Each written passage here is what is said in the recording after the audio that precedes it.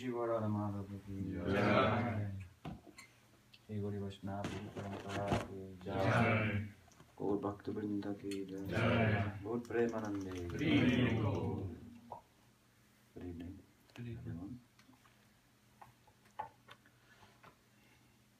So this evening we'll continue our discussion on the nature of Bhava Bhakti. Bhava Bhakti is, as we know, one of the three stages of Bhakti in maturation. From Sadhana Bhakti, the goal of Sadhana Bhakti is Bhava Bhakti. And Bhava Bhakti is a ray of the sun of Prem, Premasu Yangshu, Samyavak. As such, it is not Bhakti in practice, and it has emotive content, as opposed to Sadhana Bhakti, which has active content, wherein Bhakti takes its place, her place on our senses and engages them. And imitation of good thing is a good thing, they say sometimes. So, to go through the motions, and of course learn the teaching, gather some Sambandha Gyan and so forth, that will fuel our practice until emotion comes. Of course there is some emotion, some grace, sadhana also, but in Bhava Bhakti then, this is not sadhana bhakti. So, the emotive component of bhakti is fully operative. Anukulena Krishna Anushilanam. Bhakti Ruta Anushilanam. As we know, the verbal root for the word Shilanam. Shila implies these two things.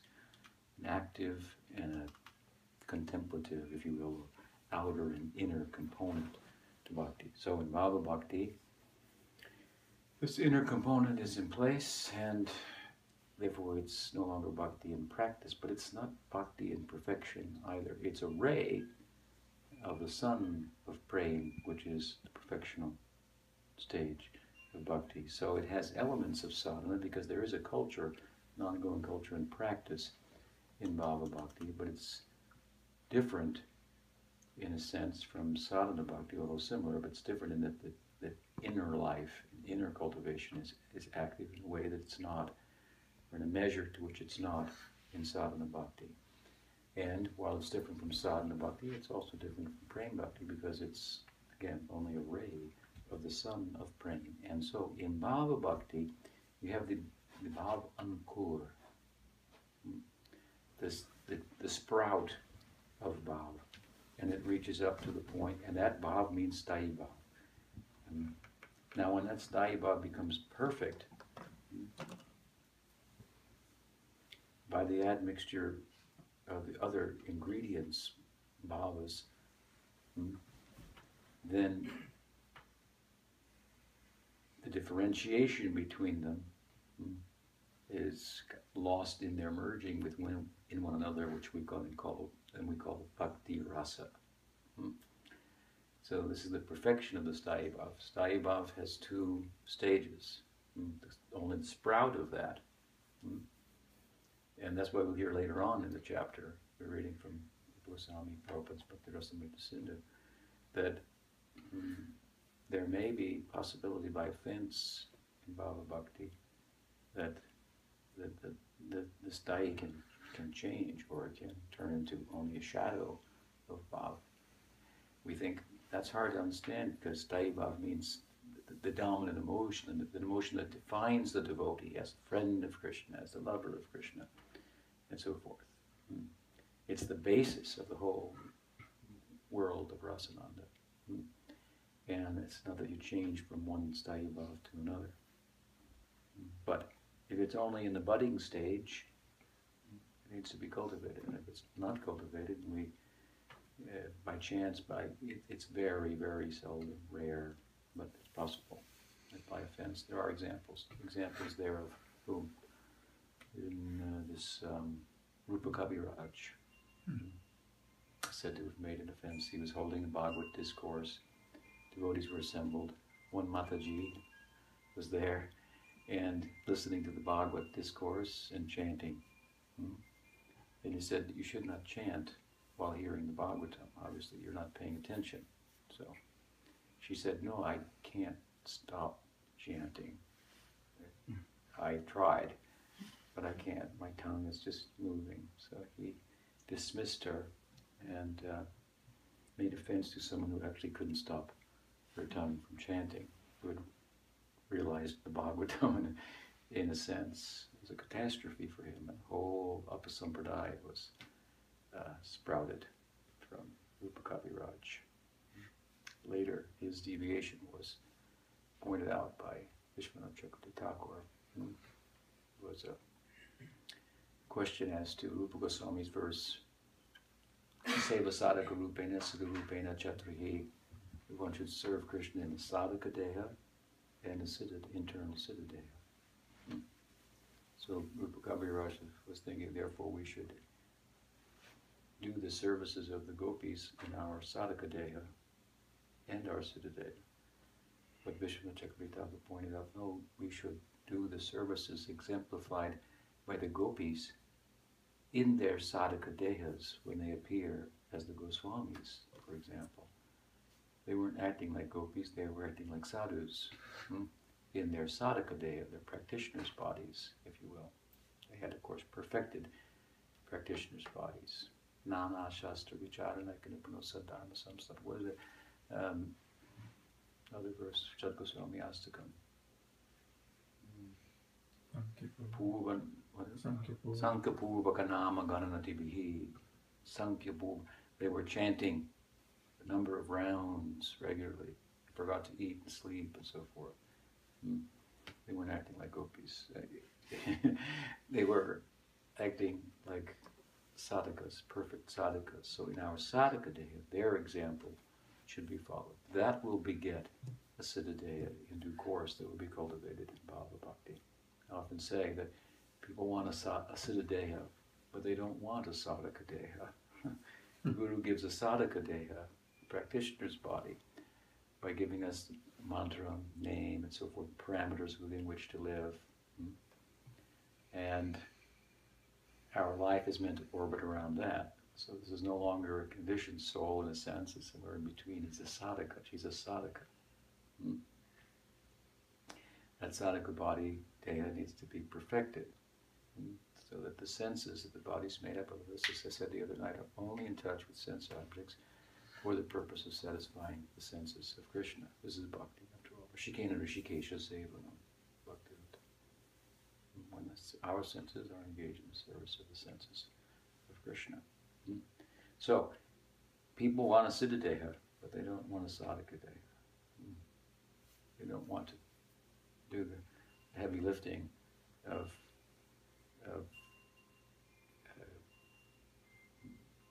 withdrawing their senses from sense objects, and it's all based on an enjoying, exploitive ego that we're possessed of, and converting that into a serving ego.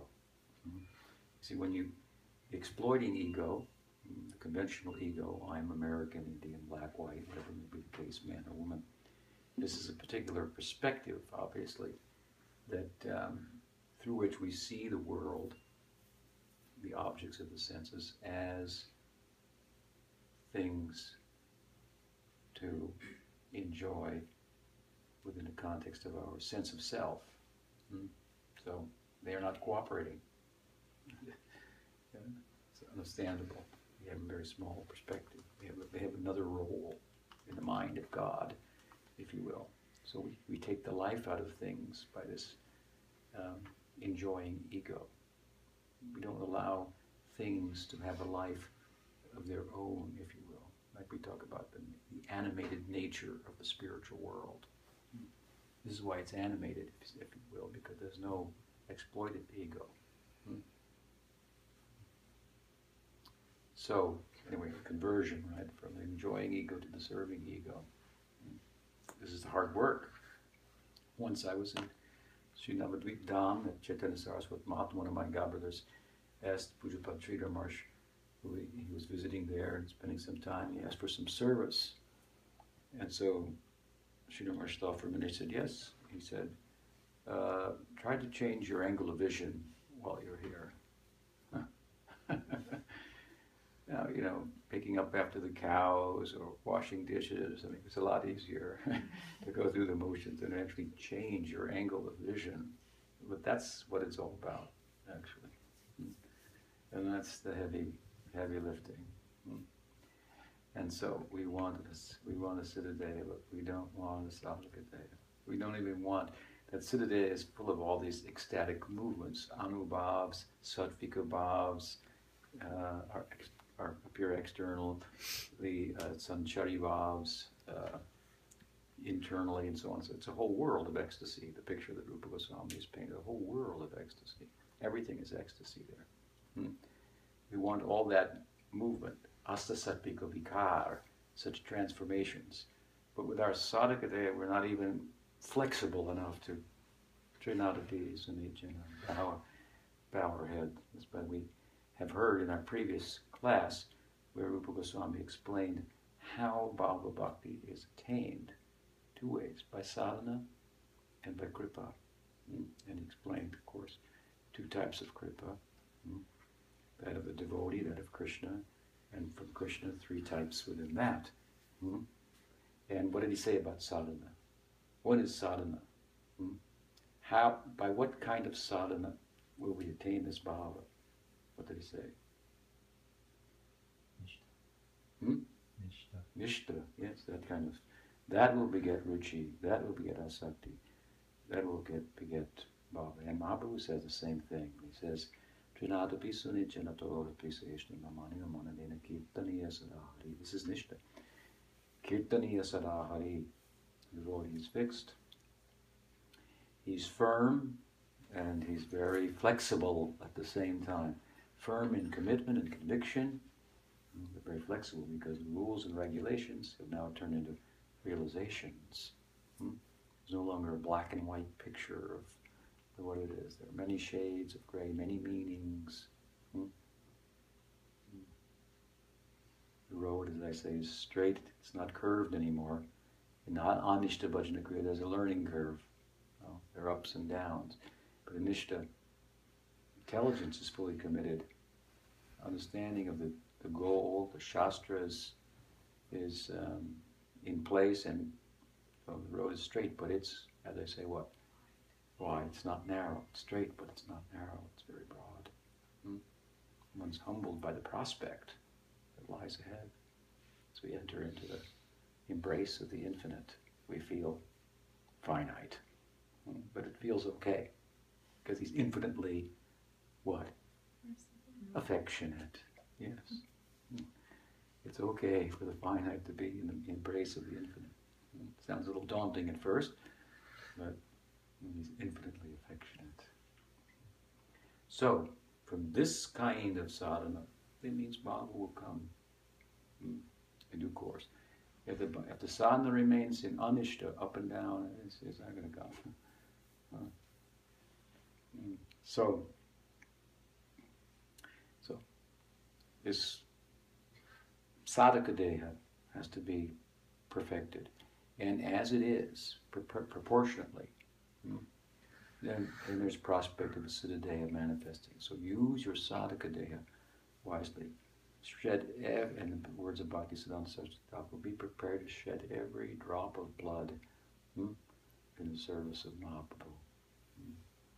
Live for that alone. This is what the sadhaka deha is about. Then surely Swarup Shakti will be, the Swarup Shakti is not blind. And also not stingy, very, very generous. So you will make a way in a prominent sense into the heart, and this is of course Bhava Bhakti, Shuddhasatma Visheshatma, Prema Suryam Susamibhak. The ingress of Hladini and Samvit. Now, this ingress, as I say, comes first as the sprout. So the sprout of Bhava, Bhavankur. And this comes up in the verse tonight. He says, Chata Bhavankure Jane. And he says that the birth of the sprout of Bhava in a person is identified by various symptoms. And it's not falling on the ground and swooning. And there was a case like this early on in Prabhupada's mission in England, where some Indian fellow attended the kirtan that the devotees were having, and every time the kirtan started, he would fall on the ground and swoon and roll around. And so they didn't know what to do, so they wrote Prabhupada, and Prabhupada wrote back, said, kick him and see what happens. Of course, he was upset with that, and that was the end of that. So imitation is not always a good thing. Right, so that's the other side of that. You have to follow, not to imitate. So this is very instructive, because he's going to list here a number of symptoms that we can look for, which will be the sure signs of that the sprout of bhava has come. Prabhupada refers to them in his Nectar Devotion as the preliminary symptoms of bhava. Bhava is there, but not fully there. It's in only just sprouting, and these symptoms will come. This is very, very useful for us. As I've said before, well, we take, for example, the verse of the Goswamis are most fond of citing with regard to describing the Guru. Tasmad Guru prapadyeta jignasu she uttamam. Shabde parecha nishnatam brahmani upashamasrayam. Tasmat Guru prapadyeta. Therefore, one should take shelter of the Guru who? Tasmat Guru prapadyeta jignasu she uttamam. In no uncertain terms, the verse describes the character, the quality of the disciple. Jignasu she uttamam. In the words of Prabhupada, who wants to make a comprehensive solution to the problems of life. He's not trying to treat a cancer with a Band-Aid. A comprehensive solution. Takes some courage to, as a friend of mine said, walk into the mouth of Aghasura with confidence that Krishna will protect me. This is Sharanagati. Akshikshadri Vishvas Bhogo Pritve Varanam Tata. And this is for sadhana bhakti. That will beget this pave the way, if you will, cleanse the heart for bhava to enter. So he says, what? Jignasu Shre Uttam, that the disciple, who probably used to say, not everybody needs a guru. Again, only one who wants to make a comprehensive solution. So Jignasu Shreya Uttam means who makes an inquiry into the Shreya Uttam, ultimate good, this earnestness, wants to know the whole truth, not the part. And he or she wants to know the truth, not to just know it and say, good, and go on with my life. I wanted to know the truth, and I found out, I get on with my life. Not like that, not in theory. Not in one ear and out the other, or not in the ear, just a circle around in the head. And be spit out every now and then on somebody to make yourself feel better than them. No, to go into your heart and change the heart. Again, this is the heavy lifting. So, Jignasu Shre Uttamam. This is the disciple. And the Guru, Shabde Pare Janishnatam Brahmani Upashamasrayam. This is very practical. Shabde Pare. So, Nishnatam, he or she, the Guru, is acquainted with the theory, with the Shastra, Bhakti Shastra. Shabde Pare. Pare means, it means acquainted with the theistic conclusions. You can take monistic conclusions from the Shastra also. But with this verse speaks of theistic, Sabde Pare Chanishnatam. And as the Gita says, what does Krishna say at the end of the Gita? Those who worship me, study this sacred conversation, worship me with their intelligence. Madhusudan Saraswati, who's actually Mayavadi, who was a contemporary of the Goswamis and from Bengal and never met Mahaprabhu, wrote Bhakti Rasayana, a book about rasas and so forth. And he had so much love for Krishna, it's incredible, although he thought Krishna was ultimately Nirvishesh. His love for the so-called Saguna Brahman, it's amazing The Goswamis cite him in their commentaries on the Gita and sometimes in Bhagavatam. Anyway, he was a jnani, so he made the point that this verse of the Gita is saying, who studies this sacred conversation with their intelligence in every way, every word, every syllable, inside out, upside down. This is Shabde Pare Chanishnatam. This is their preoccupation. They're living in the books. You have to have the book Bhagavatam, and what did Krishna's Kaviraj Goswami say? What else? Person Bhagavatam. In his commentary on his Namaskar verse, Vande Shri Krishna Chaitanya Nityananda Sohrita Gaudadai Pushpabanto Chitro Samdo.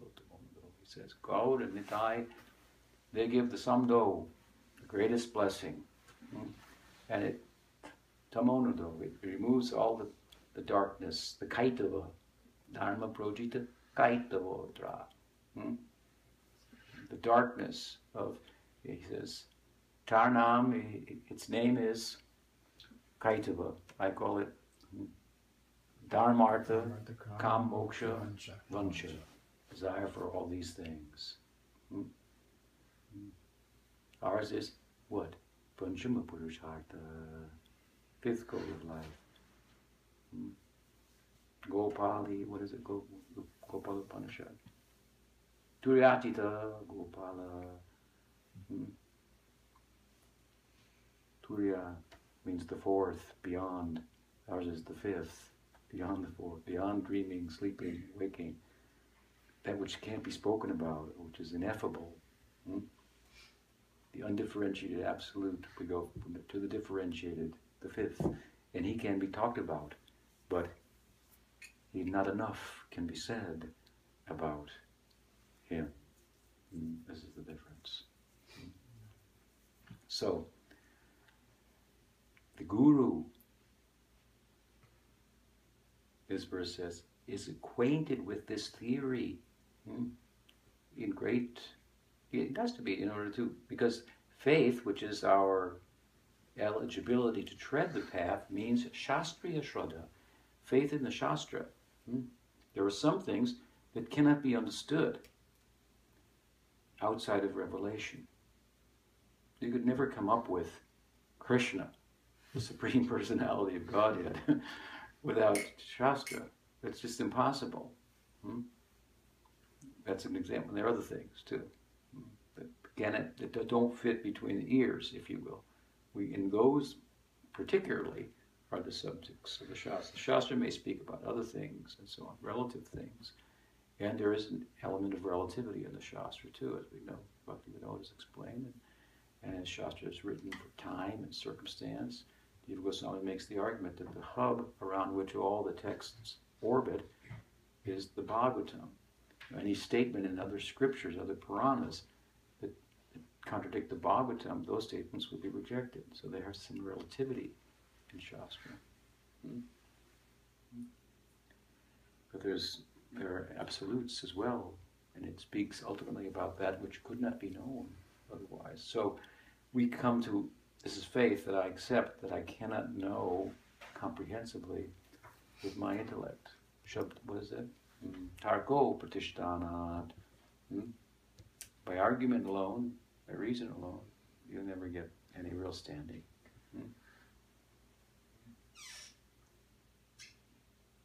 It's a good argument, actually. The idea is that for being perfectly happy, you need perfect knowledge as to how to act.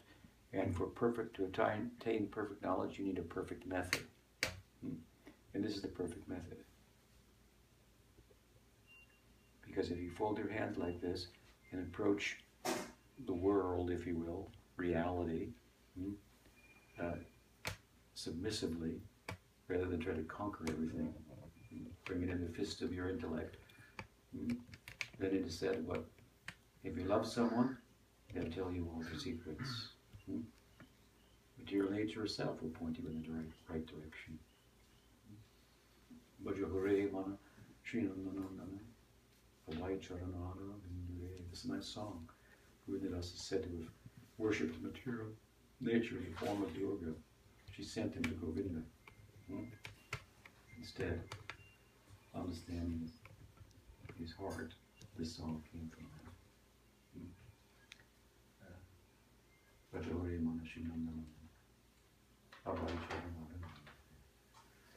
So, the Guru is acquainted with the argument of Shastra and our faith in such, in revelation. This is the principle, that if the finite wants to know the infinite, how will it be possible mathematically? How can the finite understand, which means to apprehend, if you will, to grasp, to control the infinite?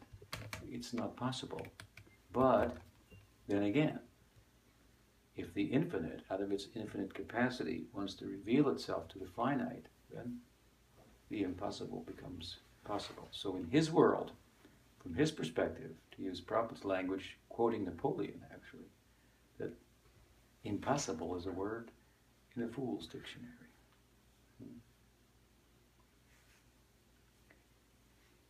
So the idea of revelation is the principle involved. It's a very sound principle. We're small. Even if you want to look at the natural world, we used to think, in the Western community, intellectual community, scientific community, that there was one galaxy, I think. Then they sent a telescope out there named Hubble, and they found something like, 500,000 galaxies, right? So where does it end? It doesn't. It's not like you go so many thousands of miles, millions of miles into space, and then it turns into the spiritual world. No. Finite is a material conception. Maya, the word Maya also means to measure. So the attempt to measure, to conquer it, it means. This is Maya. This attempt, nature will hold back, won't show her secrets. God will not reveal himself. So if you love someone, they tell you all their secrets. That's very practical. So this is a powerful approach. How can the king is mounting his horse to go and conquer another nation. But he's late for the appointment because his daughter wants to ride a horse. And he's on his 4 knees, or his hands and knees, and she's riding on his back. He's become a horse for her out of affection. She's conquered him. He's the king. He's riding off to the battle. And there he is on his hands and knees for a few minutes. Look, I'll be your horse. This is Krishna. We were speaking earlier today. Drive my taxi. Taxi. Arjuna is saying, come, drive it up like this. Krishna's obediently. Father, it's the whole essence of the Gita. That Krishna is conquered by bhakti, by love. That it means Krishna. Krishna is a plaything in the hands of Vatsalya, in the hands of Sakya, in the hands of Madhurya. And these are the real forces in the world, not gravity and electromagnetism and so forth. These are the forces of the subjective world, the real world, and this is what the Goswamis are writing about.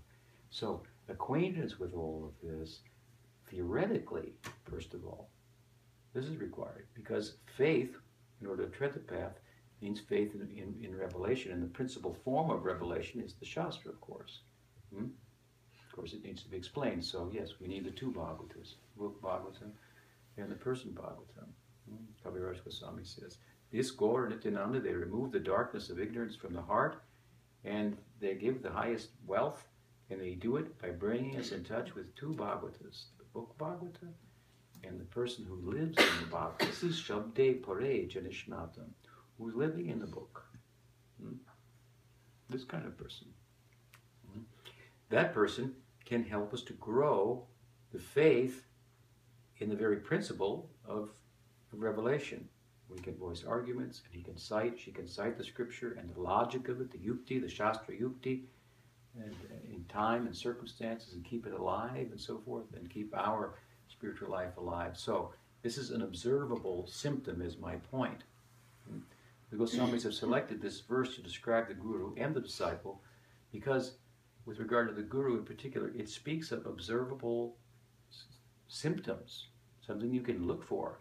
So, who is thoroughly acquainted with the scriptural argument. Shabde pare, from a theistic point of view, Shabde pare nishnatam, and Brahmani upasham ashraya, who's upama ashraya, who has risen above the human passions. This is supernatural. As I say often, this is supernatural. People don't believe in the supernatural, but if someone can rise above the human passions, and this is a very interesting point with regard, let's say, to Srila Prabhupada. There were many gurus that came to the Western world in the 60s and 70s from India. There's a list of them. And they formed missions and centers and so forth and so on. And there's a whole list of things that they shouldn't have been doing also, unfortunately. I mean, that's not to fault them entirely, but that's not a position. They weren't necessarily bhaktas either, so it's more detrimental. If a bhakta has a fault, and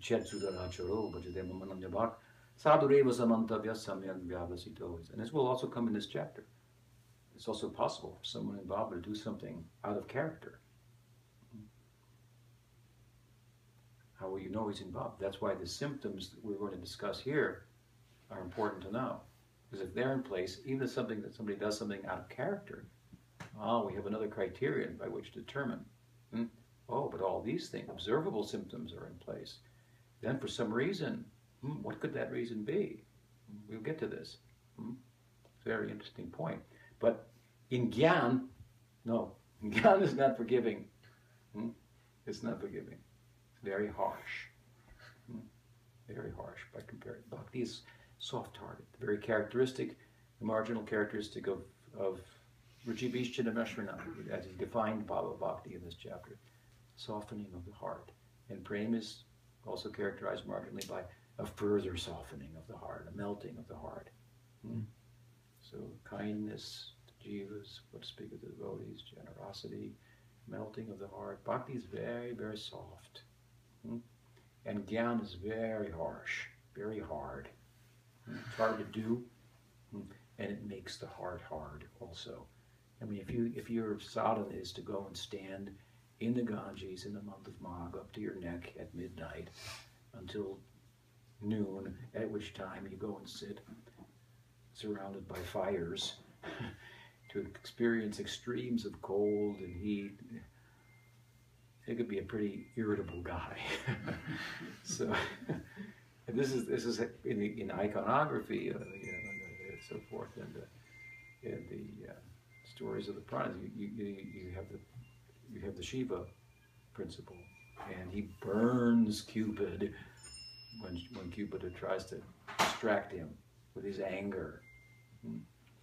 Is that what Krishna did? Kambijai. In the Rasa Leela is called Kambijai. Krishna, he became the transcendental Cupid. And Cupid tried to distract Shiva, and Shiva's sitting on his antelope skin, dressed in ashes, no one around, meditating. How are you going to get a guy like that to, fall in love, and succumb to calm? It's a pretty difficult task. He tried, and Shiva became agitated, irritated, so he burned him. It didn't help, because Shiva's called Ananga, has no arms, no limbs, he's invisible. Now Shiva made it worse, is the point. So by Gyan you cannot alone, you cannot overcome kama, desire. It's a forced affair. It's not possible entirely. And arguably, you may make the situation worse. This is the purport of this Shiva's burning Cupid. Now, great, thanks, Shiva. Now he's invisible. You can't see him coming. Just hits you without even knowing it. But look at Krishna. Cupid thought, man, this is an easy one here. The full moon is out. in the harvest moon, in the night, the most beautiful damsels in the world that put Lakshmi to shame. And there are Lakshmi Sahasras at the Sambrahma. There are Lakshmi Sahasra. There are thousands of Lakshmis. And they're Sambrahma. They're imbued with such affection and willingness to serve. And one beautiful boy, dark, handsome, not too tall, but dark and handsome. This is like a piece of cake, and I have to, I mean, it's already about to, I have to make, I'll shoot my arrows. This is Pushpabanaya. 5 arrows. Pushpabanaya Dimahi. All the senses, 5 senses, attacked by Cupid's arrows, and Krishna converted. He became the transcendental Cupid. Kam Vijay. Kam was conquered over. Kam is the problem. Parikshit Maharaj wanted to hear the Bhagavatam to make a solution to life's problems. The whole problem is Kam, is desire. Death is only a problem because we have desire. We can't keep the things that we want. Can't get them. And we want them, so it's a problem. Sukadev had no desire. He was naked. He had figured it out. And how did he figure it out? He'd heard the Bhagavatam.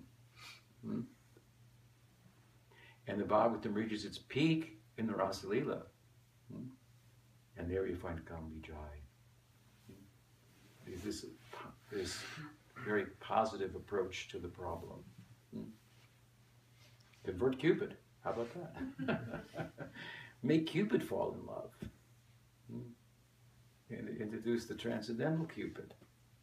Puts the mundane Cupid to shame.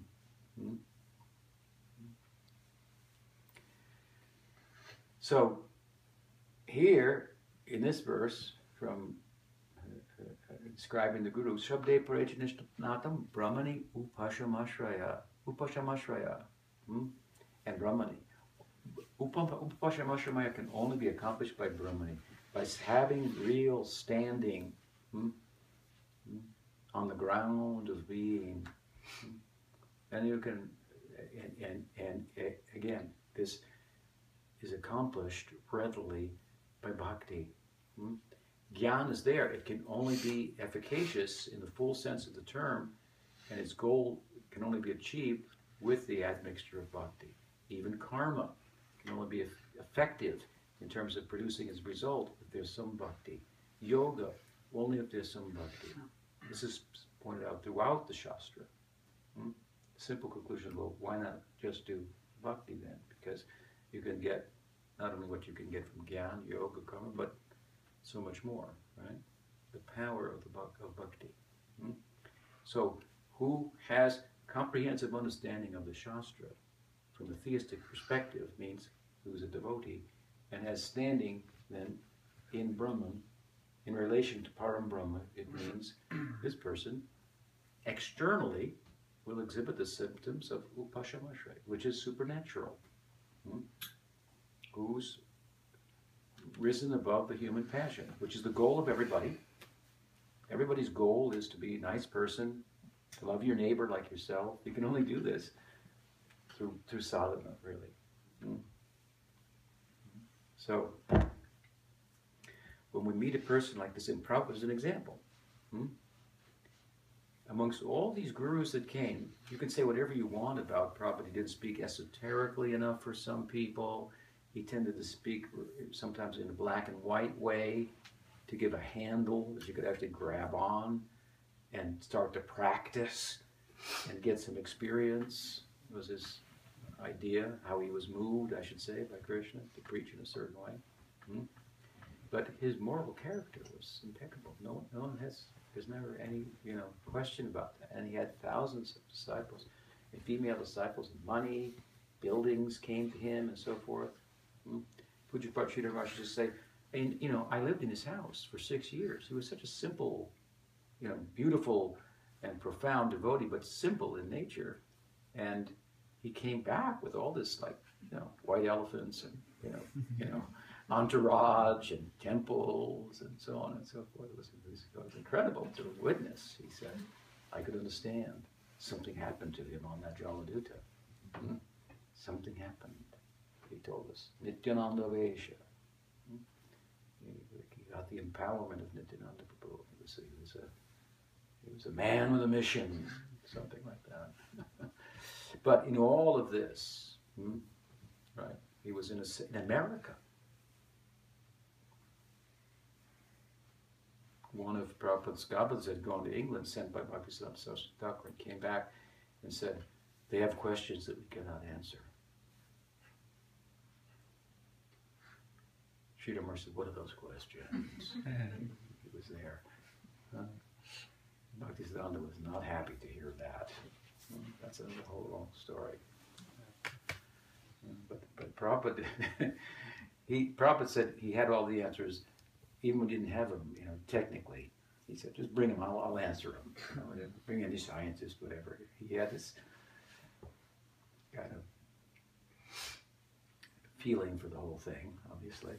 He could be very convincing and very charming. So, anyway, he was a good example. Upashamashray. Never. I remember once I heard a story. Who was it? Malati, maybe, was serving him prasad in Bengal, cooking for him and serving. And one godbrother came for lunch, and she's serving. Once I was in South India in Nrsimha Maharaj's ashram, and one of Pramod Puri Maharaj's disciples was there, taking prasad. He was a sannyasi. We were talking, and he said, "This is very nice prasad." And I think Nrsimha Maharaj said, "Yes, such and such Devi, she's a very good cook." And he went, I'm eating something cooked by a woman. I'm looking at him and said, "You're eating prasadam, accepted by Krishna." So anyway, Prabhupada was there, and Gus Godbrother comes in, and they're sannyasis, so they have some etiquette and so on, as celibates and renunciates and so on. But there, Prabhupada's being served, and he says, Prabhupada looks, and he can read his mind that it's like, what's going on here? And Prabhupada said, that girl, she would cut off her arm for me. Cut her throat. Cut her throat? He would cut her throat for me. Sit, take her shot. And he said, I would cut mine for her.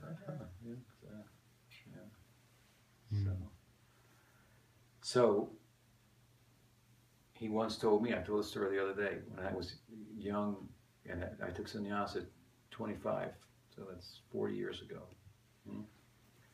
And just after I'd taken sannyas, we were in New York in the 11th story of Prabhupada's skyscraper building, and I was alone with Prabhupada, and Prabhupada said, "Have you seen the New York women?" And I thought, well, I don't know how I'm supposed to answer this. Is he testing me or what? He said, "They are so beautiful." And then he just kept talking. He said, "And all the buildings like this, and the cars are moving, it's all because of the beautiful women in New York." He said, "This is Vishnu Maya, making the world go round." It was very fascinating. He was just like meditating on the New York women in the fully Krishna conscious state of mind. Vishvam Purnam Sukhayate, Vishwanath says, and the world becomes an abode of joy from the bhakti perspective. So he's a good example. And this is a good point that the scriptures are making. Goswamis like this verse to describe the Guru because it speaks about observable symptoms. Observable symptoms. These are the base symptoms. Brahmani upashamashraya, to rise above the human passions. Vacho vegam, manasakruta vegam, jiva vegam, udapasta vegam. Etan vegam yovasahita dhirasagam prativim sashishat. This is the beginning of Upadeshamrita. Who controls the 6 urges, this person. Prativim sashishat, the world becomes his disciple. Because he's risen above the lords of the world, the sensual urges and so forth. I mean, this isn't about high ideals of bhakti. and my guru is in the kunja with Radha, and tasting, the Manjari Bhav, and therefore whatever he says is right. And, well, we can't really verify that very well. We can't really see that. You can say whatever you want, you can believe whatever you want, and it may be true and it's good and so forth, but we have only some, for the most part, observable external symptoms to go by. Otherwise, it takes one to know one. When you go there, then you can know, oh, and my guru has this. But we will think, of course, in the context of bhakti, if these observable symptoms are in place, there must be more. Because of the context by which they've come into place in the culture of bhakti. The senses are controlled and so forth. So, people say, well, how can we verify some spiritual guy's inner experience? He talked with God, he realized he was eternal. It's probably a hallucination. But if there are these observable symptoms at the same time, that person has to be taken seriously, that he is supernatural. He's risen above the natural world, the animalism, if you will. From animality to humanity to spirituality. So